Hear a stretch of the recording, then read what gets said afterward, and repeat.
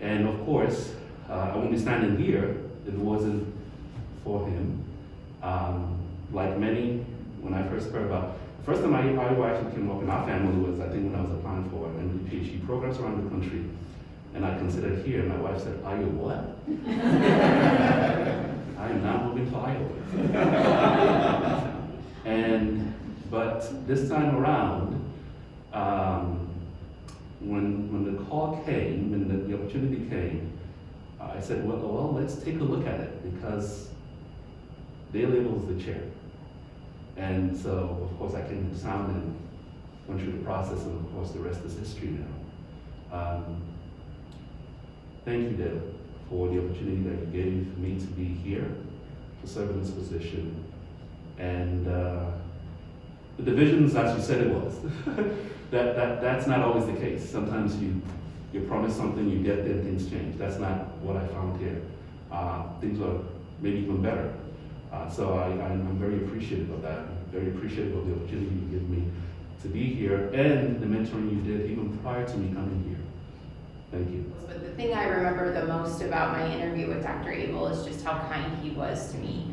I remember thinking I would be very, it could be really intimidating, it could be really scary, but he was so calm and so welcoming. And we had a really great, lively conversation, and something I'll always remember. So I appreciate that, and I appreciate the opportunity to be in this role. I've known Dale now for about 15 years. I landed in his lab in Salt Lake City, Utah, coming from Brazil as a green graduate student. We had never met. I don't know how much Dale knew about me, but he received me with his characteristic big smile.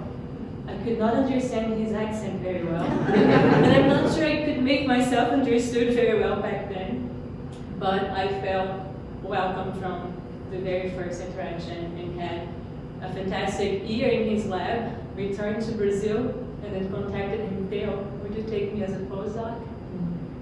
And he did. 2009, I returned to his lab, and if it wasn't for Dale, I can say for certain I would not be standing here today. I would definitely not be in Iowa. Just like Brian said, his optimism, every time we would come to his office and discuss data, whenever I was discouraged or freaking out, which also happens, is that source of optimism. He will encourage you, support you, and he's been this source of constancy throughout my career. I wouldn't be in the United States if it wasn't for Dale. I wouldn't be here. Moving to Iowa with you was probably one of the best career decisions I've ever made. And I'm very, very thankful, Dale, for your generosity, your support, your encouragement. Jen, thanks for opening the doors of your home every summer for our annual potluck. I actually didn't think I was going to be the one saying goodbye or sending Dale away. I thought I was going to be leaving the lab. I've been through many farewell parties in the Abel lab. So this one I did not prepare myself for. I will greatly miss you, Dale. I will be bugging you in California, as you know. I'm probably already in your calendar. I asked Stacy.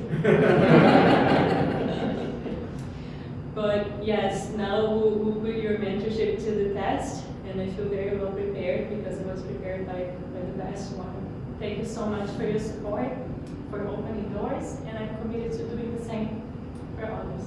I did my PhD in his lab, during my MD PhD in Utah. And I can still remember the first summer that I did a rotation in his lab.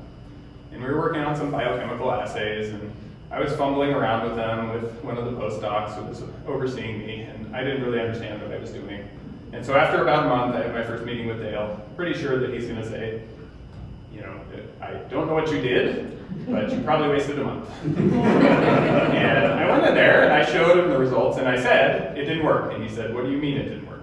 And I said, well, look here, we got some signals, but this one wasn't different from this one. He's like, well, that just means the hypothesis was wrong. That doesn't mean it didn't work. And he said, and after the end of him explaining how to do science to me in that first meeting, he said, I think you've done a whole lot in this first month, and I'm really encouraged by your work, which actually shocked me. But it's a common theme that he has in that he is a great motivator, because I can still remember leaving that meeting and being like, wow, I am excited to do the next 2 months of this rotation. And that was a common theme throughout my PhD. You know, he was a great motivator, a great encourager, a fantastic scientist. Fast forward, 4 years, I completed my PhD in his lab. He watched me get married. He actually held my first daughter in the hospital. We have a picture of Dale right there with Megan as a baby. And he sat me down and said, okay, here are the places you need to look at to go. He said, these are the top 10 endocrinology places to train in the country. And I said, well, I'm not sure I'm going to do endocrinology. He's like, yeah, here are the top 10 endocrinology in the country to train. I'm like, well, I was thinking about cardiology. He's like, so number 1, MGH is the best endocrinology place. And then there's Beth Israel, and we went down the line. So of course he had a lot of influence on my life and in the training throughout. And that stemmed throughout my career and is really what brought me back to Iowa. I tell a lot of people, they call the Midwest the flyover state. Well, I probably flew back and forth 4 times before I looked at it. But with Dale's guidance, I found out how great of a place this is and really what he was building here. Needless to say, I was very impressed and wanted to get good work done. And I still tell the potential endocrine recruits when I'm interviewing them, they say, well, what's the best thing about Iowa? I said, well, we have support from the top. And I used to be able to say, oh, it was Dale. He was the endocrine chief, and now he's the chief of medicine. And of course, over the years, I've gotten to say, well, it's Dale, and it's Ayatunde, and it's Amal, and it's all the diverse people that we've had in our division that he has clearly even changed in the 5 years that I've been here. And that's going to be his legacy, and I appreciate it no matter what. So, with all the advice that he has given me, I need to give him some advice about California, since I did grow up in Reno, Nevada. Some beautiful places, Lake Tahoe, Yosemite, go visit them. When I was in LA, I think I went to Venice Beach, and they have those outdoor gyms there, with the people that are, as wide as I am tall. So if you ever need to relearn your endocrinology, be sure to go down there and discuss with them some androgens. That's my advice about California, so thank you for everything, Dale.